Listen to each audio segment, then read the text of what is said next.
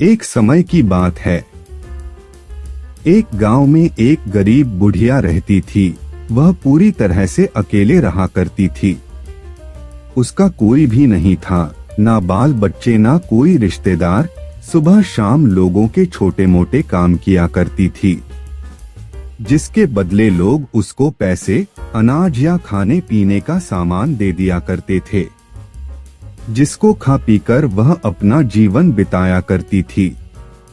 वह अपने जीवन में पूरी तरह से संतुष्ट थी। उसे भगवान से किसी प्रकार का कोई गिला भी नहीं था। दूसरों के सामान के कारण बुढ़िया का घर पूरी तरह से सामानों से भरा हुआ था।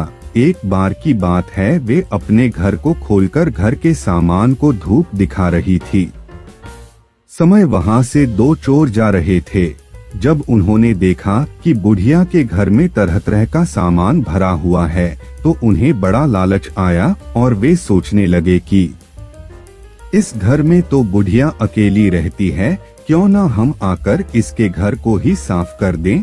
माना कि सामान पुराना है, लेकिन कुछ तो पैसा मिलेगा और यह बुढ़िया अकेली हमारा कुछ बिगाड़ भी नहीं पाएगी। चोरों ने बुढ़िया के घर को अच्छी तरह से देख लिया और समझ लिया कि उन्हें किस तरह से बुढ़िया के घर की सफाई करनी है। उसके बाद चोर अपने घर वापस चले गए। बुढ़िया बेचारी को सपने में भी यह ख्याल नहीं आया कि उसके घर में भी कभी चोरी हो सकती है, क्योंकि उसके घर में तो खुद के उसके कपड़े तक उसके नहीं थे। सब कुछ गांव वाले उसे दिया करते थे, जो वह अपने घर में रख लेती थी। खैर कुछ दिन बीत गए और एक दिन रात में चोर अपने दो साथियों को लेकर बुढ़िया के घर पहुंच गए। कमाल की बात यह थी कि उस दिन सरपंच ने बुढ़िया को चावल, दूध और चीनी दी थी और बुढ़िया बहुत खुश थी। बुढ़िया ने खुशी खुशी अपने लिए खीर बनाई और खीर बनाकर वह उस खीर को चूल्हे पर रखकर सोचने लगी कि अभी तो खीर बहुत ही गर्म है, जबकि थोड़ी ठंडी हो जाएगी तब आराम से खाऊंगी। और अपने बिस्तर पर लेट गई और खीर के ठंडा होने का इंतजार करने लगी। लेटे लेटे उसे नींद आ गई और वे सो गई और जोर जोर से खर्राटे लेने लगी। चोर बाहर खड़े थे। बुढ़िया के खर्राटे की आवाज सुनते ही उन्होंने सोचा कि चलो अब रास्ता साफ हो गया और अब हम आराम से बुढ़िया का घर साफ कर सकते हैं। वह सब जल्दी जल्दी आकर बुढ़िया के घर में सामान तलाशने लगे, परंतु कमाल की बात यह थी कि उन्होंने जो देखा था वह बिल्कुल गलत था। बुढ़िया का घर तो सामान से भरा हुआ था, किंतु एक भी सामान साबुत नहीं था। हर सामान टूटा फूटा, पुराना और खराब था। यह चोर बड़े दुखी हुए और बुढ़िया को बहुत गालियां देने लगे। वह बोले, देखो कितनी दुष्ट बुढ़िया है, आराम से सो रही है और हम बेचारे इतनी मेहनत कर रहे हैं।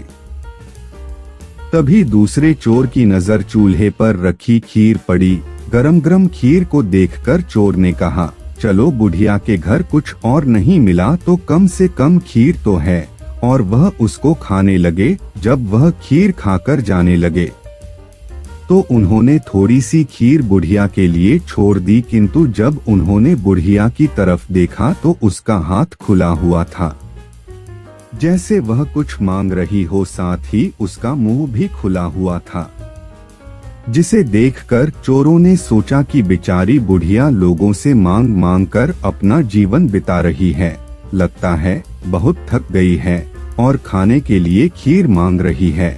आखिर उम्र में है तो हमारी माँ के ही बराबर। और बिना कुछ सोचे समझे गरम गरम खीर बुढ़िया के मुंह में डाल दी। गरम गरम खीर मुंह में पड़ते ही बुढ़िया जोर से चिल्लाई, हाय दैया, मार डाला मार डाला मार डाला। बुढ़िया की चीख सुनते ही चोर डर के जल्दी जल्दी छुपने लगे। जिसने मुंह में खीर डाली थी वह ऊपर जाकर छिप गया, एक चारपाई के नीचे और एक चारपाई के दाएं। बुढ़िया की चीख सुनते ही गांव वाले बुढ़िया के घर आ गए और पूछने लगे, क्या हुआ माँ? बुढ़िया बोली, मुझे क्या पता, ऊपर वाला जाने। यह सुनते ही ऊपर छिपा हुआ चोर बोला, अरे भला मैं क्यों जानूं, तुम्हारी चारपाई के नीचे छिपा चोर ना जाने। यह सुनते ही चारपाई के नीचे वाला चोर बोला, मैं ही क्यों जानूं, चारपाई के दाएं छुपा चोर क्यों ना जाने। और इस तरह से तीनों चोरों ने खुद ही अपना पता गांव वालों को बता दिया और फिर गांव वालों ने उन्हें पकड़कर खूब पिटाई करी और वापस भेज दिया। उसके बाद से चोरों ने कान पकड़ लिया कि आज के बाद कभी वह चोरी कभी नहीं करेंगे। चोर चाहे जितनी भी कोशिश करे अपने आप को छुपाने की, लेकिन वह फिर भी पकड़ा जाता है। इसलिए हमें कभी चोरी नहीं करनी चाहिए और अपने बच्चों को यही सीख देनी चाहिए।